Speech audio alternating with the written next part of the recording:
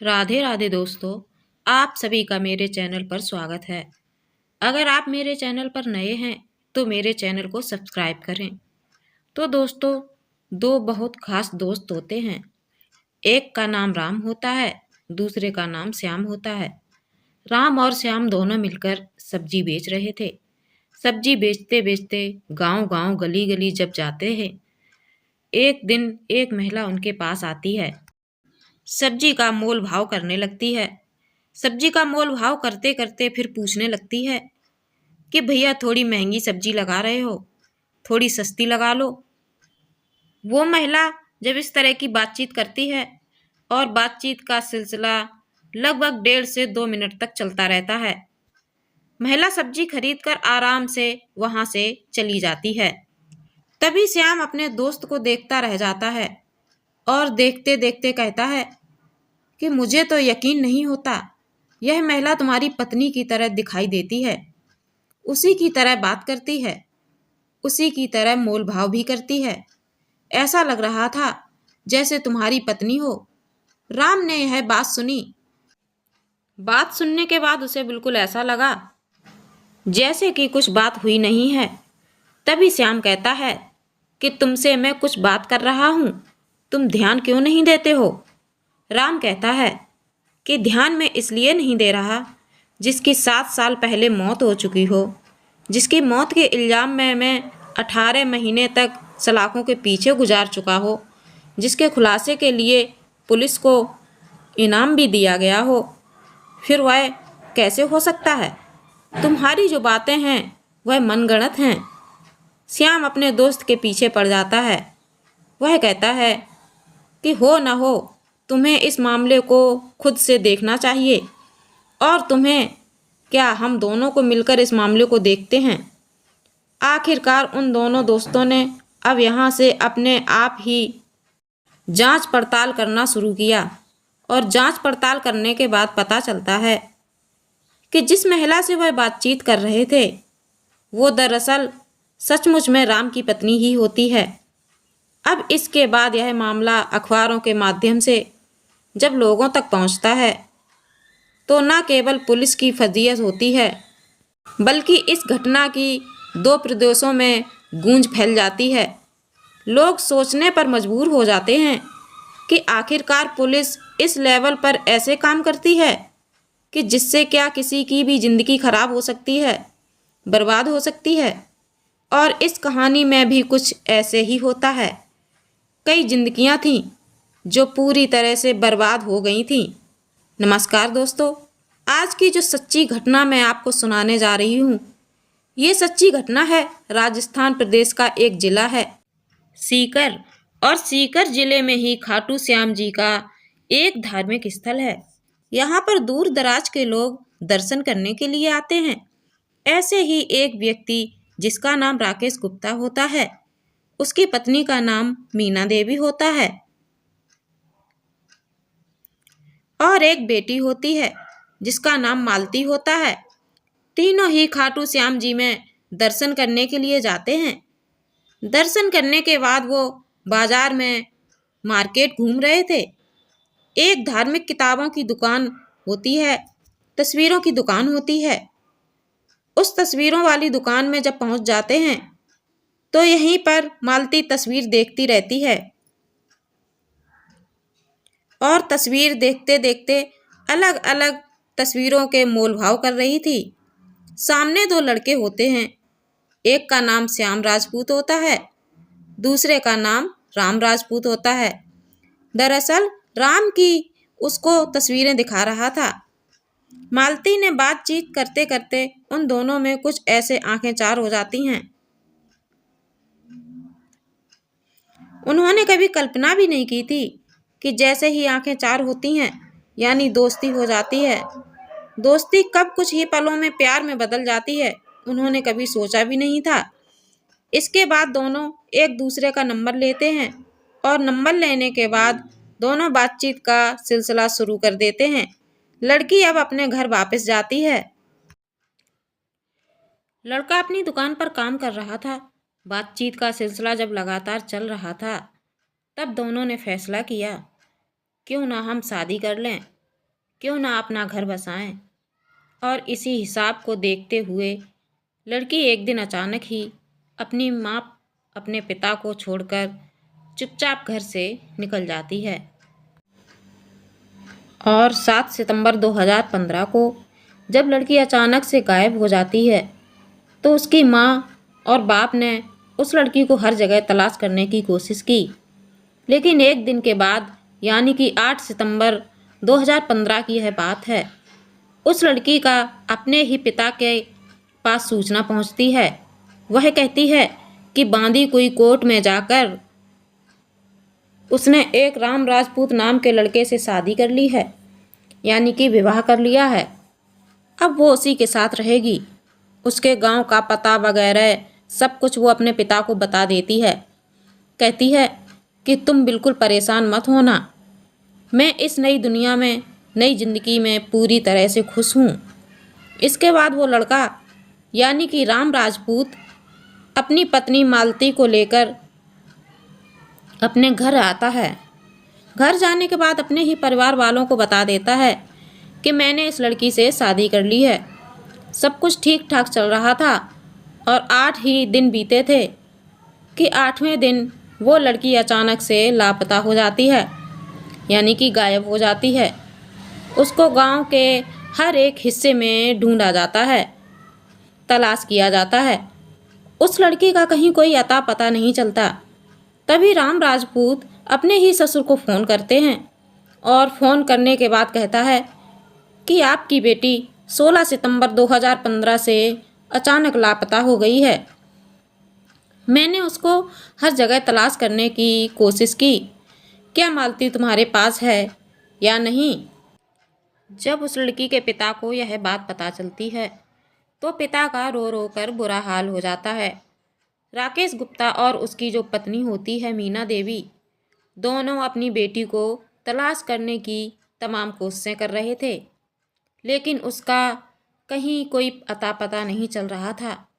तभी राकेश गुप्ता अपनी पत्नी मीना को लेकर वृंदावन की कोतवाली यानी कि ज़िला मथुरा, उत्तर प्रदेश के ज़िला मथुरा की वृंदावन कोतवाली में जाता है और जाकर कहता है कि मेरी बेटी अचानक से लापता हो गई है, उसकी कहीं तलाश करा दीजिए।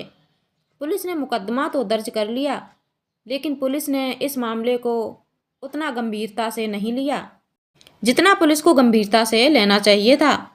आखिरकार इस घटनाक्रम को यानी कि उसकी बेटी को गायब हुए 6 महीने का समय बीत जाता है और जैसे ही 6 महीने का समय बीतता है उसके बाद वह बुजुर्ग आदमी जिसका नाम राकेश गुप्ता होता है वह अखबार पढ़ रहा था और अखबार पढ़ते पढ़ते उसको एक खबर मिलती है कि उत्तर प्रदेश के ज़िला मथुरा के एक मगोरा थाना लगता है, वहाँ पर एक लड़की की लाश मिली है। लड़की की उम्र लगभग 25 के आसपास रही होगी।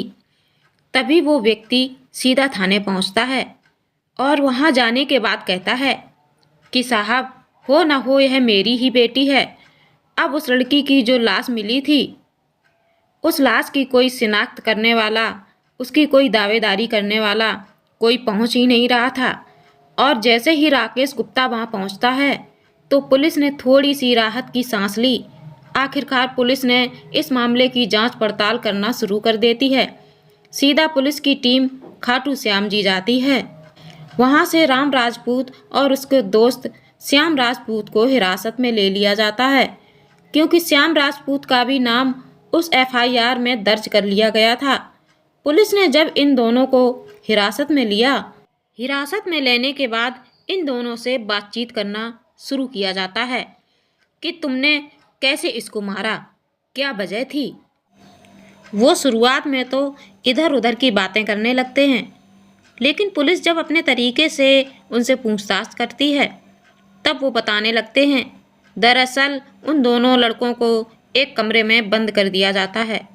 उसके बाद एक लड़के का यानी कि राम के हाथ के नाखून उखाड़ दिए जाते हैं और उसको 3rd डिग्री दी जाती है।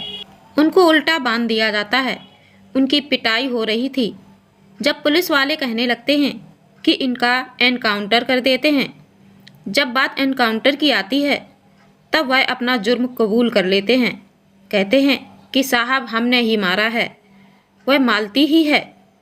पुलिस उन्हें गिरफ्तार करती है और गिरफ्तार करने के बाद जेल भेज देती है। लगभग 9 महीने बीत जाते हैं। 9 महीने के बाद श्याम राजपूती की इलाहाबाद कोर्ट से जमानत हो जाती है और राम की जमानत के समय में 18 महीने का समय लग जाता है। लेकिन जब दोनों अपने घर वापस लौट कर आते हैं तो घर की परिस्थितियां पूरी तरह से बदल चुकी थीं। दरअसल राम जो होता है उसके 4 भाई होते हैं, एक बहन होती है। उनकी सबकी तो शादी हो चुकी थी, लेकिन राम राजपूत जो सबसे छोटा था उसकी शादी सबसे आखिर में होती है और इस घटनाक्रम को लगभग 7 साल का समय बीत जाता है। यह दिसंबर 2022 की बात है। एक दिन ये दुकान पर काम कर रहे थे, तभी एक लड़का आता है और लड़का आने के बाद इनसे कहता है, श्याम राजपूत से और राम राजपूत से, कि यार मुझे ऐसा लगता है कि एक सुवाला गांव लगता है। सुवाला गांव में एक महिला है जो उत्तर प्रदेश के उरई जालौन की रहने वाली है। हो ना हो वो तुम्हारी पत्नी जैसी दिखाई देती है। जैसे ही श्याम ने यह बात सुनी, श्याम ने अपने दोस्त राम से कहा, हमें चलकर देखना चाहिए, लेकिन चलकर देखें कैसे, घर में जाएं कैसे। इसलिए उन्होंने एक प्लान बनाया कि अगर हमें उस महिला के बारे में पता करना है तो कुछ ना कुछ नया करना होगा।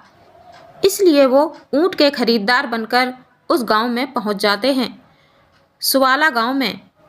वहां जाने के बाद एक व्यक्ति के पास जाते हैं और कहते हैं कि भाई साहब हम ऊँट खरीदना चाहते हैं, लेकिन वहाँ से उस लड़की का यानी कि मालती का कोई अता पता नहीं चलता।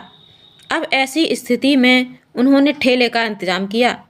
ठेले पर सब्जियां लगाते हैं और सब्जी लगाने के बाद वह पूरे गांव में घूमते रहते हैं।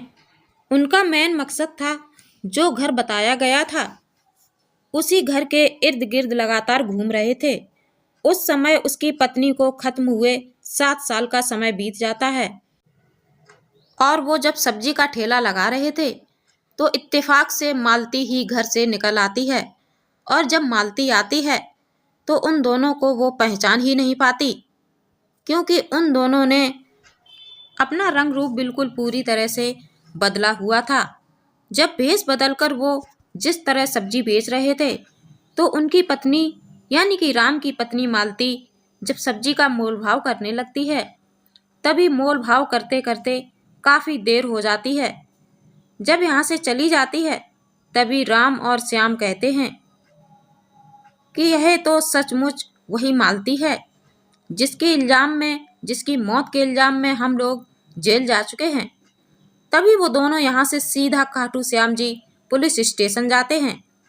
वहाँ के एसएचओ से बातचीत करते हैं और एसएचओ साहब से कहते हैं कि साहब मेरी जो पत्नी है, राम कहता है मेरी पत्नी फला गांव में है और वो जीवित है, और देखो हम उसके लिए 18 महीने और वह मेरा दोस्त 9 महीने के आसपास जेल में रहे हैं और हम पर केस चल रहा है। हम रोज़ तारीखों पर जाते हैं, हम बहुत परेशान हो चुके हैं, आप हमारी मदद कर दीजिए। पुलिस ने जब ये कहानी सुनी तो पुलिस को लग रहा था कि जैसे ये मजाक कर रहे हैं। वो कहते हैं कि बिना सबूतों के हम बात नहीं करते। अब ऐसी स्थिति में है तो उन्हें पता चल ही चुका है कि वहाँ पर जो महिला है वह इनकी मालती है, लेकिन आगे कैसे पता करें, इसके लिए उनके दिमाग में एक ख्याल आया। यह सरकारी कर्मचारी बनकर जाते हैं, उनके हाथों में रजिस्टर होते हैं। रजिस्टर होने के बाद उसी घर पर जाते हैं और जाने के बाद उस घर के सदस्य को आवाज़ लगाते हैं और कहते हैं कि हम सरकारी विभाग से आए हैं। सरकार की तरफ से शौचालय की एक योजना आई है और आपको यकीन नहीं होगा, शौचालय बनाने के लिए सरकार आपको 1 लाख का अनुदान देगी। जैसे 1 लाख का नाम सुनते हैं वो कहते हैं कि सबको तो बहुत कम पैसे मिलते हैं, हमसे 1 लाख की बात क्यों कर रहे हो। उन्होंने कहा कि लकी ड्रॉ निकाला जाएगा और लकी ड्रॉ अगर आपका निकल आता है तो देख लेना आपको 1 लाख मिल जाएंगे। इस तरह के वो बातचीत करके उस व्यक्ति को अपनी बातों में उलझा लेते हैं और इसके लिए वो कहते हैं कि हमें करना क्या होगा। वो कहते हैं कि सिर्फ आपको इतना बताना है कि आपके घर में कितने सदस्य रहते हैं, उनकी आईडी प्रूफ आपको देनी होगी। साथ ही आपके घर पर 1 महीने में कितने मेहमान आते हैं, उनके बारे में जानकारी देनी होगी। जैसे ही झूठ का एक पुल बनाया जाता है, उस महिला का ससुर इस झांसे में फंस जाता है। घर में आने वाले जितने भी मेहमान होते हैं उनके बारे में जानकारी देता है। साथ ही घर के हर एक सदस्य के बारे में वो न केवल जानकारी देता है बल्कि प्रूफ भी देता है कि इस घर में इतने सदस्य रहते हैं। जैसे किसी का आधार कार्ड या पैन कार्ड या कोई अन्य दस्तावेज जिसके आधार पर यह सही साबित हो सके कि ये घर में कितने सदस्य रहते हैं। आखिरकार उस डिटेल को लेने के बाद जैसे ही वो पन्ने पलट रहे थे, पन्ने पलटते पलटते पता चलता है कि जिस महिला की तस्दीक करने के लिए आए हैं, जिसका नाम मालती है, वह वाकई मालती होती है। जिसके एड्रेस में लिखा हुआ होता है उरई जालौन, दरअसल यह जो उसके पिता होते हैं वो उरई जालौन के रहने वाले होते हैं और वह कुछ समय के लिए मथुरा वृंदावन आकर रहना शुरू कर देते हैं। वहीं से वो खाटू श्याम जी दर्शन के लिए आए थे और यहाँ दर्शन करने के बाद वापस मथुरा वृंदावन चले गए थे। लेकिन जब शादी होती है तो शादी के बाद उस महिला ने जो अपना एड्रेस लिखवाया था उरई जालौन का लिखवाया था, जब वो कोर्ट मैरिज करती है, आखिरकार जाकर फिर SHO के पास जाते हैं। जाकर कहते हैं कि साहब यह रहे पूरे डॉक्यूमेंट्स उस घर के। अब ऐसी स्थिति में SHO ने मथुरा की STF से संपर्क किया और कहा कि तुम्हारा एक केस है, साल 2015 में हुआ था। एक महिला का मर्डर हो जाता है जिसमें आपने खुलासा भी कर दिया था और खुलासा करने के बाद आरोपियों को जेल भेजा जाता है। लेकिन वह महिला मरी ही नहीं है, वो तो जिंदा है। पुलिस जब यह बात सुनती है तो पुलिस को यकीन नहीं हो रहा था। एक टीम जाती है उस घर में और वहां जाने के बाद जब दबिश दी जाती है तो उस महिला को उठाया जाता है। उसके बाद गिरफ्तार करने के बाद लेके आते हैं। उससे पूछा जाता है कि क्या कहानी है। तब वो महिला बताती है कि 8 दिन के बाद ही उसे पता चल जाता है कि इस घर की ज़्यादा स्थिति अच्छी नहीं थी। इसीलिए उसको लगता था जब उसने शादी की थी उसको प्यार हुआ था, लेकिन वो प्यार नहीं था बल्कि उसको लग रहा था कि यहाँ पर खुश रहेगी, उसके पास सारी सुख सुविधाएं वगैरह सब कुछ होंगी। लेकिन यहाँ आने के बाद उसने कहा कि मुझे पैसे चाहिए, 5 लाख रुपए। इस तरह से लगातार वो डिमांड कर रही थी राम से। राम वो डिमांड पूरी नहीं कर पा रहा था और इसी बात को देखते हुए अचानक से घर से लापता हो जाती है, रफू चक्कर हो जाती है। और कुछ दिनों के बाद यानी कि कुछ महीनों के बाद वो संपर्क करती है अपने पिता से। कहती है कि मैंने वह घर तो छोड़ दिया है लेकिन मैंने दूसरी शादी कर ली है। और इस बात को 7-8 महीने से ज़्यादा का समय बीत जाता है जब उसने अपने पिता से संपर्क किया था। लेकिन उसका पिता फिर भी मथुरा की पुलिस से संपर्क करता है और अपनी बेटी की हत्या के इल्ज़ाम में अपने ही पहले वाले बेटी के पति को जेल भिजवा देता है और वह बाद में अपनी बेटी के संपर्क में था। जब पुलिस ने इस मामले की जांच पड़ताल की, जब यह घटनाक्रम लोगों तक पहुंचता है तो लोगों को यकीन नहीं हो रहा था कि मीडिया वालों ने उन दोनों लड़कों से पूछा, राम और श्याम से, कि आखिरकार तुम्हें जब ये कत्ल किया ही नहीं था तो तुमने फिर यह सारा का सारा इल्ज़ाम अपने ऊपर क्यों ले लिया। तो उन्होंने बताया कि पुलिस ने जब 3rd डिग्री दी थी, बहुत बुरी तरह से मारा था, पीटा था, बांध कर उल्टा लटका दिया था, हाथ के नाखून उखाड़ लिए थे। जब राम बहुत बुरी तरह से डर जाता है एनकाउंटर की वजह से और आगे ज़्यादा पिटाई ना हो इसलिए उसने जुर्म कबूल कर लिया था उसने कहा कि हमने ही मारा है। इस तरह से एक मनगढ़ंत सलाह दी थी और तो श्याम को उसकी हाँ में हाँ मिलानी पड़ जाती है। इसकी वजह से उनको न केवल उनके परिवार में कितनी फजीहत होती है, उन्हें पूरे समाज से उन्हें बहिष्कार झेलना पड़ता है। जो श्याम होता है उसके भाई बहनों की शादियां रुक जाती हैं और उनके काम बिल्कुल पूरी तरह से ठप हो जाते हैं। 20 लाख से ज़्यादा उनके परिवार वाले कर्ज में आ जाते हैं। इस तरह की दिक्कतें परेशानियां होती हैं। जब इस मालती से पूछा जाता है कि तुमने अगर अपनी मर्जी से दूसरी शादी कर ली तब तुमने संपर्क क्यों नहीं किया, तुमने क्यों नहीं बताया कि इस तरह से तुम्हारी वजह से, तुम्हारी लापरवाही की वजह से 2 लोगों की ज़िंदगी बर्बाद हो चुकी है, उनके दोनों के परिवार बर्बाद हो चुके हैं। तो मालती अपने जवाब में यह कह देती है कि वो दूसरी शादी के बाद अपने पति के साथ बेहद खुश थी और अगर वो बताती कि इस तरह से उसका पहला पति जेल में है तो उसकी शादी टूट जाती। इसीलिए वो बिल्कुल खामोश पड़ जाती है, चुप रह जाती है और यही वजह थी कि उसकी खामोशी की वजह से 2 लोगों की ज़िंदगी बर्बाद हो जाती है। जब यह घटनाक्रम लोगों के सामने आता है, लेकिन लोगों को इस बात का भी यकीन नहीं हो रहा था कि श्याम और राम ने जिस तरह से दिमाग से काम लिया और अपनी ज़िंदगी को बचाया, वो वाकई अपने आप में काबिले तारीफ़ है। और पुलिस की जिस तरह से निंदा की जाए इस पूरी घटनाक्रम में, वो वाकई उतनी ही कम होगी। दोस्तों, इस पूरे घटनाक्रम को सुनाने का उद्देश्य किसी को परेशान करना नहीं है, किसी का दिल दुखाना नहीं है, बल्कि आपको जागरूक करना है, आपको सचेत करना है। अगर राम और श्याम की तरह हिम्मत लोग जुटाएं तो शायद बड़ी से बड़ी समस्याओं का सामना कर सकते हैं। इन लोगों को वाकई सल्यूट तो बनता है। दोनों दोस्तों ने जिस तरह से उन्होंने अपनी आगे की जो जिंदगी थी वह बचा ली थी। दोस्तों, इस कहानी के असली नाम और जगह को बदल दिया गया है। दोस्तों, अपना ख्याल रखें और सतर्क रहें। जय हिंद।